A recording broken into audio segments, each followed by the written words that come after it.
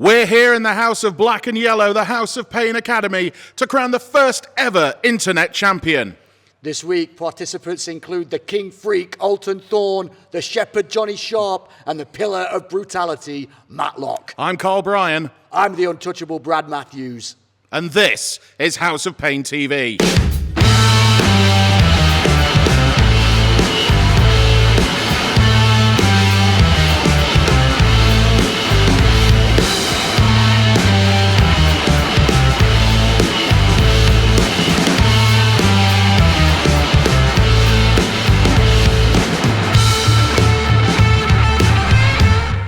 Welcome everybody to the first match of this House of Pain Internet Title Tournament, and we are kicking it off with a clash of styles with the first graduate of the Textbook Wrestling Academy, Kyle Crimson, versus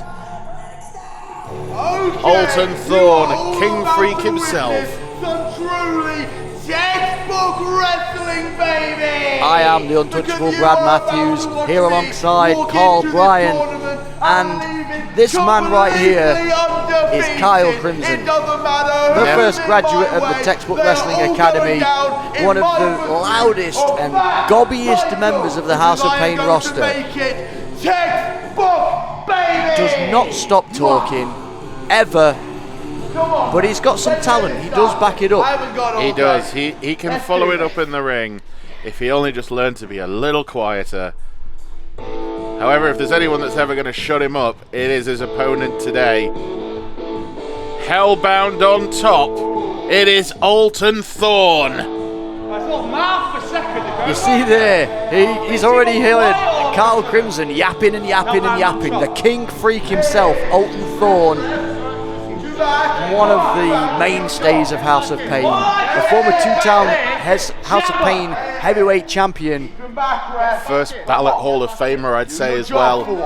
There we go, okay? Former Real slow. There we go. Former tag team champion as well. Former tag team champion, and he's been here for a very long time. I'll have you know, my strength is absolutely textbook, baby! So what do you think? You want to put it to the test? Come on! So, I think Kyle is going to try and test his strength against Alton Thorne here. It is probably something. I mean, I've seen Alton Thorne do death matches, I've seen him do Lego matches, I've seen Nettles. I don't think I've ever seen anyone go up to him and go, test of strength. Kyle saying he thinks he got off on the wrong foot. Well, Alton Thorne's got his foot, and knowing Alton Thorne, he might just rip it off and beat Kyle over the head with it. Absolutely. Put it down. And he'll enjoy it. Okay, well, I'm known for being a generous and nice man, so let's just put it right there. Yep, a generous and nice man, Alton Thorne there, whipping the foot out, making sure Kyle Crimson has a lovely lie down. Kyle pushing Alton to the ropes with big shoulder tackle, but Kyle stays on his feet. He's got that sort of stout, sort of low center of gravity. He is a bit shorter, but he is built. He's had a very good body transformation in the last year or so. He's gained a lot more muscle. He's trimmed down a great deal.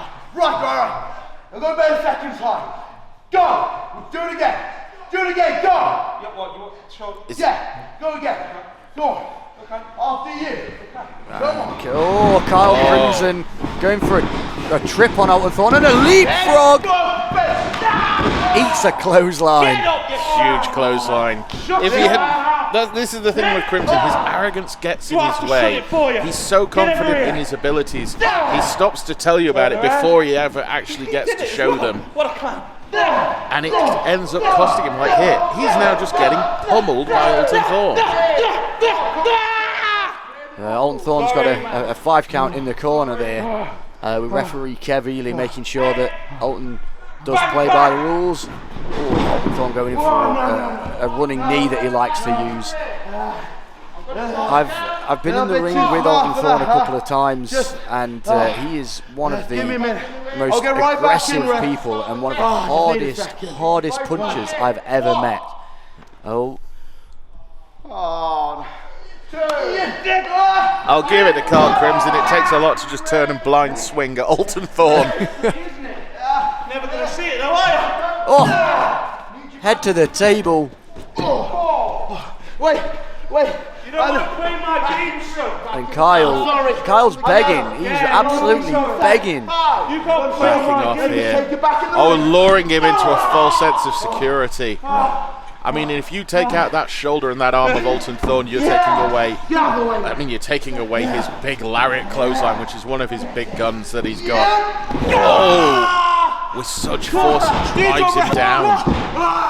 And you see, it was his left shoulder that went into the ring post. It was the left shoulder driven into the floor, meaning that when Kyle went for that cover, Alton Thorne had to raise the right shoulder because his left shoulder was going to be in a lot of pain.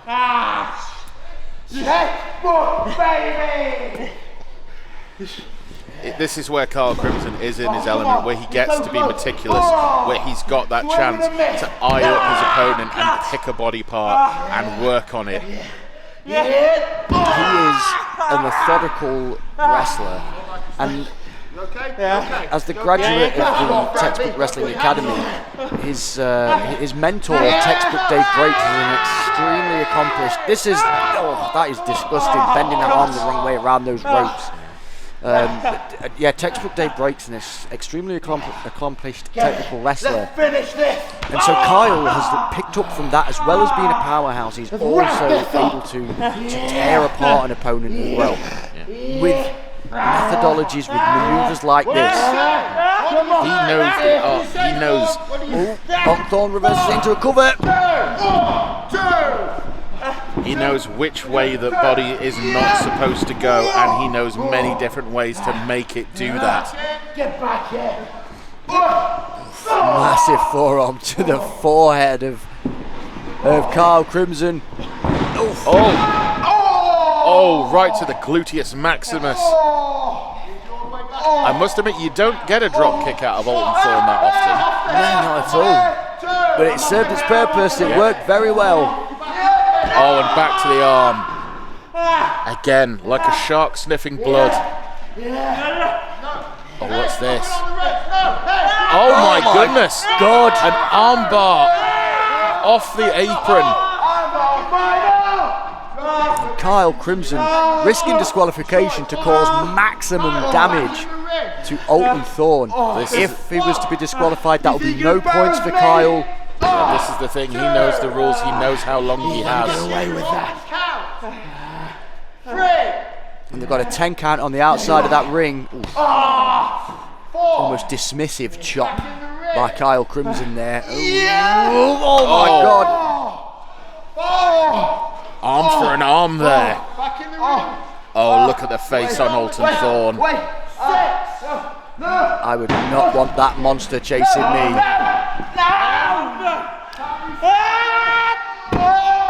Now Kyle Crimson broke the count there by getting in.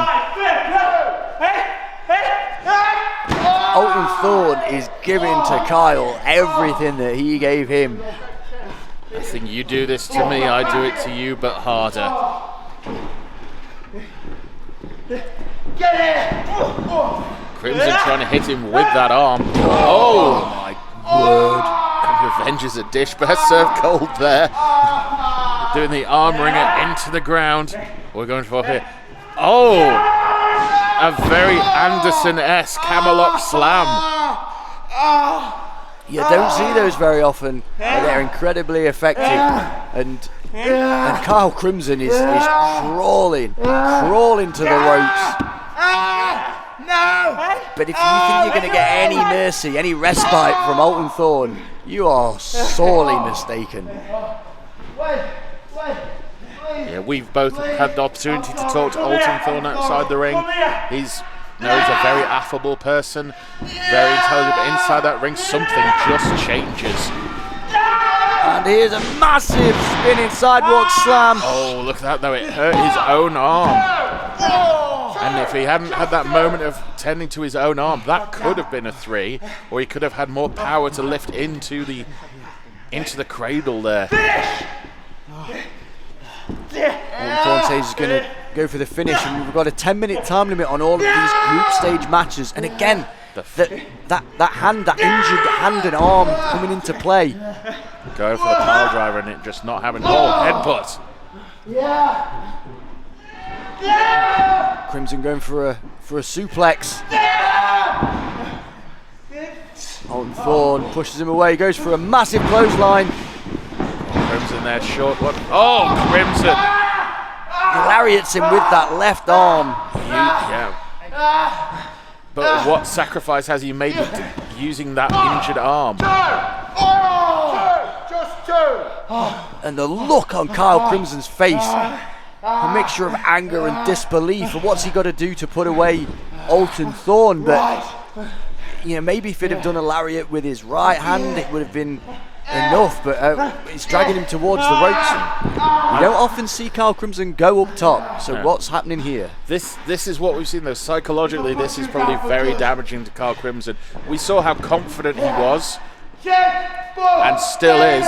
However, did you hear that, Carl? Oh, that echoed. Oh my. Large sit-out powerbomb from the top. And it's over.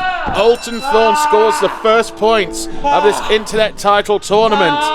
But we may have to look out for that arm. As see there, Alton is suffering quite badly with it. But yes, Alton Thorne now currently leading the group. And it'll be interesting to see where Kyle Crimson goes from here, as he is starting out on a loss. King Freak gets those 3 points, and you've got Nate Colt also in that group. He's got to be watching this. Nate Colt will be taking on Kyle Crimson. Nate Colt will be taking on Alton Thorne, and we'll see those in later weeks. It's mine! Give it! But as we start this whole tournament off, Kyle Crimson with 0 points, Alton Thorne with 3. The Hop TV tapings. House of Pain's not got some new gold, and I'm gonna beat whoever I have to take it. Well. It looks like a king and a pirate are gonna be in the first round. How funny is that? A king. You've got a crown on your head. I wouldn't steal that. It looks naff. Do you know how much that cost me? Huh? You know what? I'll see you out there, pirate.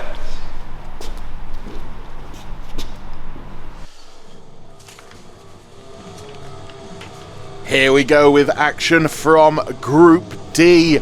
The Pillar of Brutality, Matlock, making his way to the ring there. One of the biggest and hardest hitting competitors in House of Pain, and he's going to be looking to get his first championship gold around his waist. But first he's got to make it through who? Roux. Here he comes.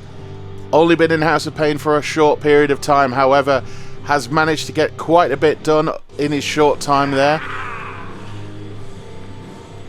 Quite a plucky young man is Roux. He does like to say Alex Roux, and the crowds usually do respond in kind. No crowd here today. This is all about action. Okay then. Very tentative start there. Matlock is a large man, but Roux no short man himself. This was incredibly fast-paced straight away. I mean, there's no feeling each other out. Just strikes, punches, palm strikes, forearms. Do you have that? Do you think there's the thing with Roux is maybe he can catch, if he comes out all guns blazing to start with, maybe catch Matlock unaware with a strike or a move and maybe get this done quite quickly? I guess so, because Roux is not a small man himself, and he's got a lot of power. But I just don't know whether, and that's a perfect example, I don't know whether I'm trying to outstrike or outpower Matlock. And look at the size of that youth. Yeah, massive fall away slam there, and he got some really good height on that. And as we said, on not a small man, and now stomping away on Roux there, taking apart the body, working his way down from the head down to the back, and just pounding away. So Matlock's been in House of Pain for a few years now. What a headbutt! And he's been in some huge battles and exceptionally brutal fights with people like Franco Fate and Roux is pretty much kind of unchallenged. He's pretty new.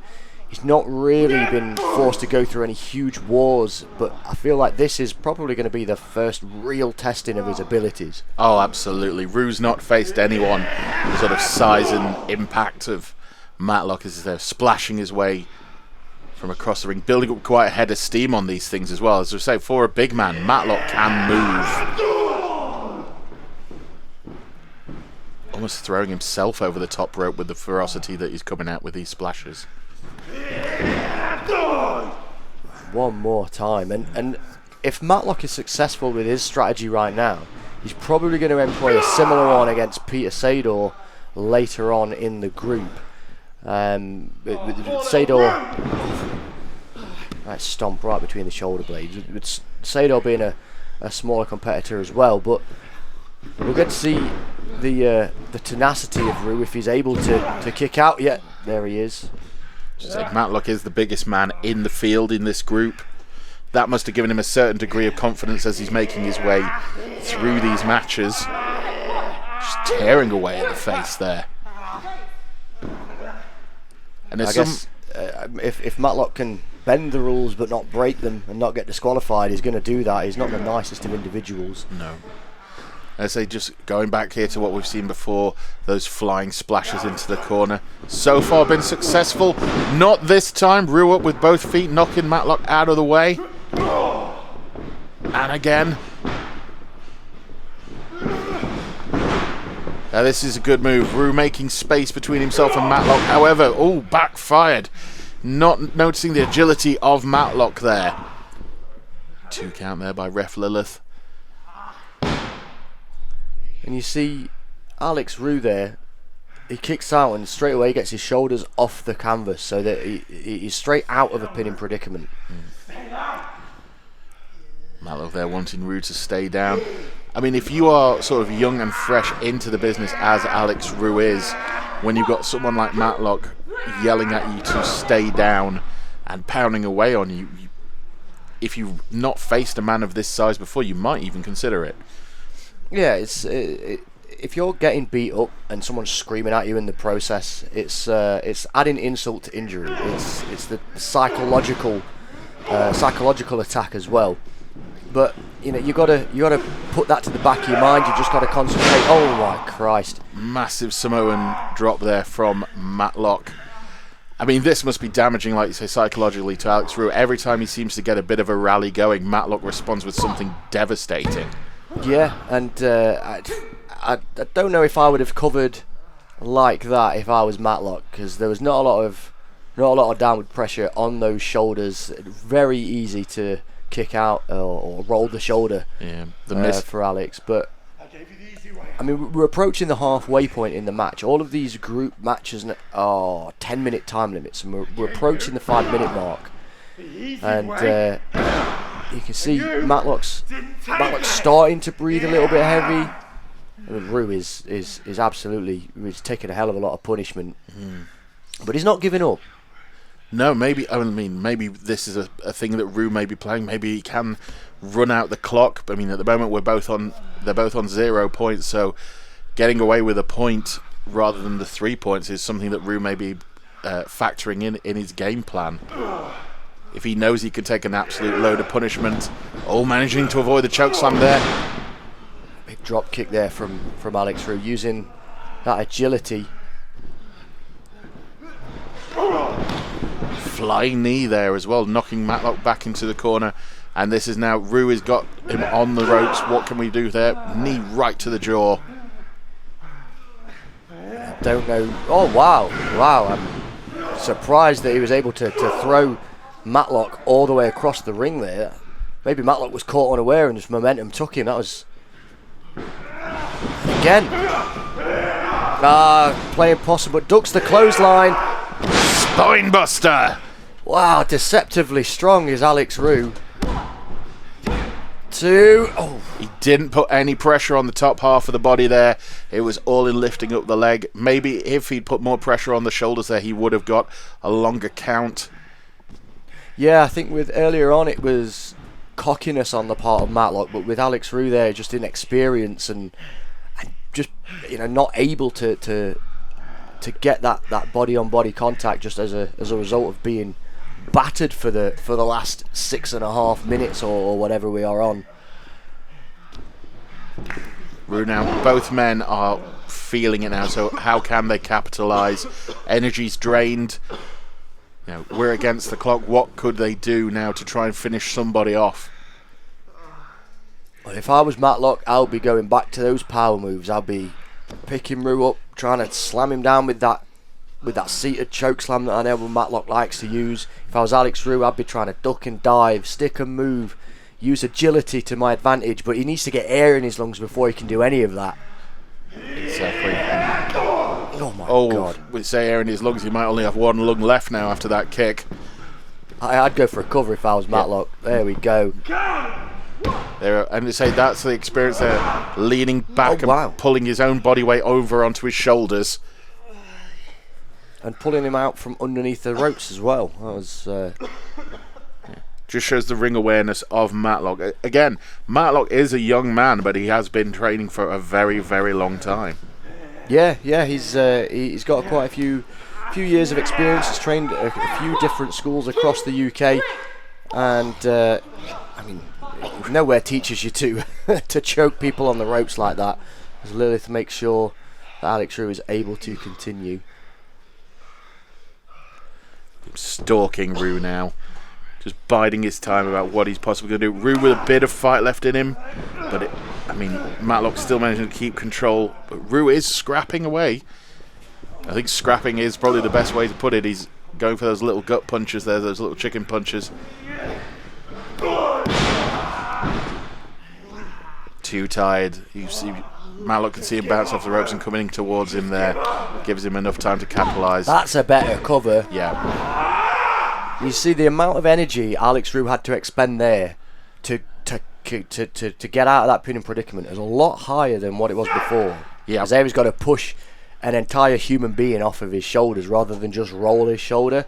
That's why tight covers are important. And we are approaching the 9-minute mark. Armbar here. Maybe this is where if he can't keep him down by knocking him down enough for a 3 count and trying to get him to submit. We're reaching for the ropes here. Now he's not got the arm all the way. Oh, now he has. Oh, he is leaning right back on that one. Alex Roux is in big trouble. Can he reach the ropes or can he hold on? Because there's only 45 seconds left in this bout. Going for the ropes there. Oh, and he's made it. So Matlock there, he did lose some of his body weight on the back of Alex Roux, which could have helped Roux switch to the ropes a bit easier. But yeah, very good placement there by Alex Roux to get himself into the ropes to escape that move. And Matlock needs to really start getting to work. There's not a lot of time left. He needs to hit a move and get a pin. Oh, he's all the way out of the ring again. We saw this earlier. Roux Thunderbomb! Can he get the cover? And that's the time limit. So neither man getting 3 points. They are walking away with 1 point each. Alex Roux there, you can see the disappointment on his face that he could have had it, but beaten down too much to get across to make the cover. Neither men, though, should be ashamed of their performance in this, as they both walked away with some points in their group, Brad.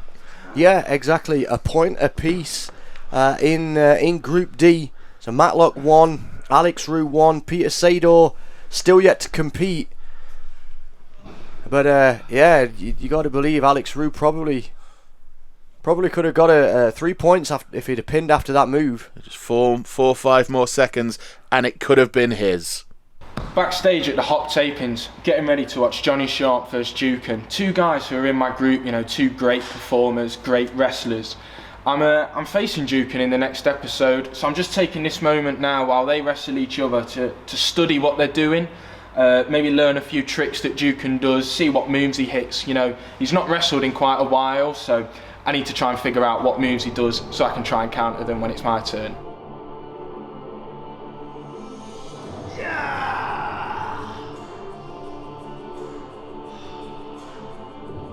And here we are in Group B of this championship tournament. Here we have Johnny Sharpe, leader of the Black Sheep, as he points towards the prize that he's striving for. That's right, everyone here today vying for that Internet Championship. Johnny Sharpe, of course, a former member of the House of Pain Tag Team Championships on the, well, you could call it the Freebird rule, but they called it the Black Sheep rule. So he's recently without a belt, so he'd be looking to add more gold back to the sheep. And he's going to be taking on the World Warrior Juken, an absolute veteran. He's wrestled all over the world, England, Thailand, everywhere in between. Former House of Pain champion, former House of Pain middleweight champion. This guy's got a mean streak. And this is going to be a very interesting match, Carl. It is, because we've got, as you say there, Juken has a mean streak, Johnny Sharpe has a mean streak as well. So these are going to be two very sneaky, very sort of hard-hitting, I don't want to say veterans because Johnny Sharpe is quite new, but it'll be interesting to see how much research Johnny Sharpe has done on Juken, as Juken is only just really coming back to House of Pain. Yeah, I've had the pleasure of wrestling Juken, and he is one of the most intelligent wrestlers that there is, that there's ever been in House of Pain, in a bit of a war of the words. And that's not taken away from Johnny Sharpe, who's also incredibly intelligent, leading that Black Sheep group as Juken starts to work on the arm of Sharpe. That's right, these are two strategists. So it's very like chess in that one's got to be about two or three steps ahead of the other. But then you've got the ego thing of, does one of them thinking they're ahead of the other one negate... Oh, I've lost it. Oh. So we are huge race on takedown. So we're in Group B here. Mm-hmm. We've got we're in Group B here. We've got Juken taking on Johnny Sharpe, but also in this group, as we just saw, Brandon Brooks. He's going to be watching this match intently because he will have to face both of these individuals. Another waistlock takedown from Juken. Yes, it's a bit of a I'm better than you going on here with just the taking down. Ooh. Looked like they were both going to go for a strike. Well, this is the thing, as we said, with them both being master strategists, both being very strategic in what they do. It's going to be like tag partners almost facing each other after a long period of time. They're going to have very similar thought patterns. Yeah, that's absolutely right. Absolutely right. And it's also going to be interesting to see how Juken deals with ring rust, because Juken has been away for a while. He's got a lot of experience, but as you say, he's been away for a while. Ring rust is real, and let's see if that plays into this at all. Absolutely, and I'm sure Johnny Sharpe has seen as soon as Juken came through the curtain that strapped up knee there. That basically may as well have "kick me" or "hit me" written on it. Oh dear. This is where Johnny Sharpe excels. When he gets a chance to get a flurry in, he is relentless. He'll be building up as well for that Claymore kick that he uses to great success over the past few years here in House of Pain. Oh, straight to the back. Now this is the thing with Juken. He's very much a hybrid fighter. He can go on the mat, he can strike, he can fly. What do you think would be the best strategy? Because I see we're sort of focusing on the back and shoulder area. What would you do if you were in the ring against Juken? So what you want to do with somebody that has got that much athletic ability is you want to ground them where possible. Because as you can see, Juken he's got a lot of explosive energy. He can jump up to the top rope. He can dive through. If I was Johnny Sharpe, I would be trying to ground Juken, wear him down that way. Perhaps make him try to make him submit. Go for that knee. Go for that in and that would be my strategy. Here we see there Juken, of course, getting his little digs in on Johnny Sharpe to say, I am the best, I am back. Who are you, youth? And with big spine buster there. You see Johnny Sharpe looks real happy about that, but he's got to get up and capitalise on this, because these first round matches in this group stage, they all have got a 10-minute time limit. Yep. So with the way that these groups, there we go, an ankle lock. Like you say, 10-minute time limit. You're the first match out as well. You want to be the ones to send a message to the rest of your group, going, you will not get past me. Look at how well I managed to decimate my first opponent here. Yeah, that's absolutely correct. Just like Alton Thorne did with Kyle Crimson earlier on in this episode, in a different group. You want to be. Oh my word! Cover, nice cover. I thought that could have been it. That was an incredible slam from Johnny Sharpe. Fireman's carry into. It's almost like a reverse fireman's carry slam. Yeah. Lining up, he could be lining up now for that claymore. If he hits this and gets the count, that's 3 points. Oh! That's why they call it high risk, folks. If you miss it, then this could. A saving grace. Very close there. Like I say, that is why they call it high risk. You go for it. If you get it, victory. If you miss, could all be over, as it nearly was there for Johnny Sharpe.